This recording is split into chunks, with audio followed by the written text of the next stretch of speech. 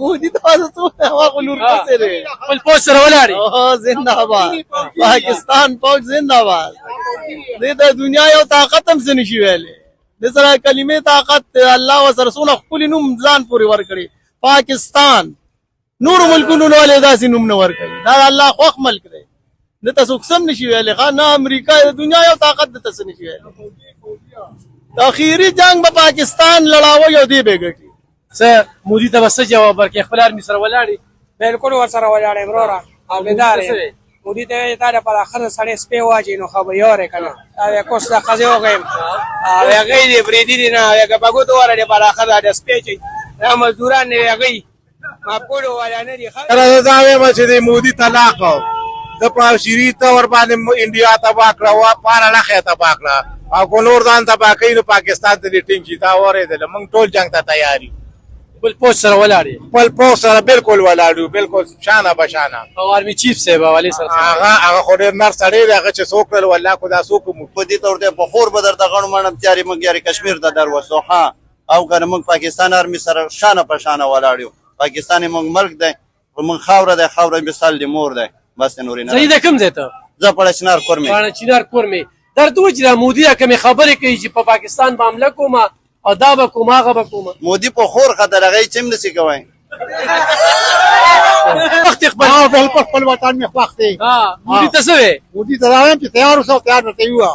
او هر وخت ته تیار ویریږو درنه نه خو ته اجازه دي ته ځې بالکل او خپل پوج سره ولاړې د مسلمان هر څه به خپل ملک دپاره خلک کوي نه وایي ملک د څه لپاره دی موږ پکې اوسو نه ته پکې نه اوسې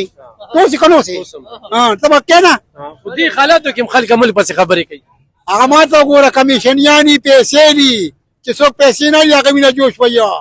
له دمکي راکوي ما سره ګولې دي ځوانانو بارې مه خطا کوه لا اله الا الله محمد رسول الله دې مقابله یې دي وکړي بابا ته څه وې مودي ته څه وې مودي تاسو څه هغه لور پسې دی خپل پوج سره ولاړې او زنده باد پاکستان فوج زنده باد دې د دنیا یو طاقت هم څه نشي ویلی د سره کلمې طاقت الله وسره څونه خپل نوم ځان پورې ورکړي پاکستان نور ملکونو ولې داسې نوم نه ورکوي دا الله خوښ ملک دی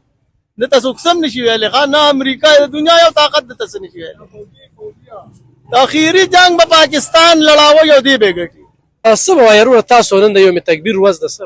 موږ دې باره کې دا خبره کوو چې مودي ټول قوم په دې باندې خپل لګیا کړی دی چې زه به دا کوم زه به هغه کوم مودي د خپل الیکشن دپاره چې کوم دي ټول عوام د سترګې پاکستان طرف ته کړي دي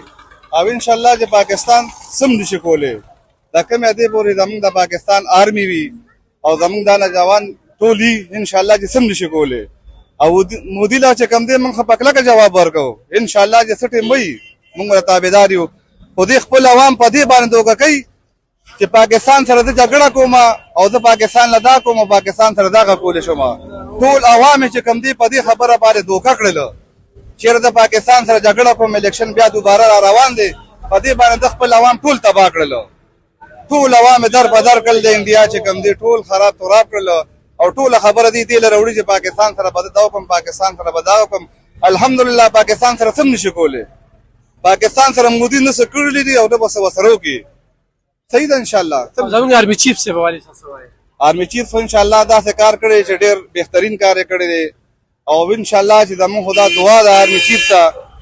چې ډېر زبردست آرمي چیف الله تعالی پاک موږ له راکړی دی بالکل جواب په جواب ورکوي والا ډېره زیاته مننه ګرانو کتونکو دې کې د نوخار خلکه دې کې د مردان خلکه دې کې د نسد خلکه هغوی خبرې وکړلې هغوی دغه ووي چې بس دې وخت کې انډیا له دغه موزي کافي دی چې انډیا یې په عالمي سطح هم تباه کړله نن ورسره څوک ودرېږي هم نه او دې سره سره په دفاعي توګه هم تباه کړله او یا ډونلډ ټرمپ پخپله وایي خپل بیان دی هغه د خولې چې دې مودي موږ ته منتونه کوي چې د پاکستان نه خلاص کې نو شرم دله پکار دی او ته بیا هم راځې پاکستان نوجوانانو ته او پاکستان له دمکي ورکې تا دا پته نه چې دې وخت کې د پاکستان وزیر اعظم څوک دی د پاکستان آرمي چیف څوک دی په دې باندې لږ سوچ وکړه دا خیالونه سوچونه کې مه ګرځه نو دغه د دې قوم جذبه ده چې خپل پوځ سره ولاړ یو څنګ په څنګ باندې او په یو شان په خپل تن من دن یو رشکي والا پکې وایي چې زه په دې رشکه کې انډیا ته ځم دا زموږ د پښتنو د پاکستانیانو جذبې دي نو زموږ ملک نو موږ به یو چې مل دین هیڅ پنیو او دا خلک په دې باندې پیری ول پور سره څنګه پسنګ ولاړ دي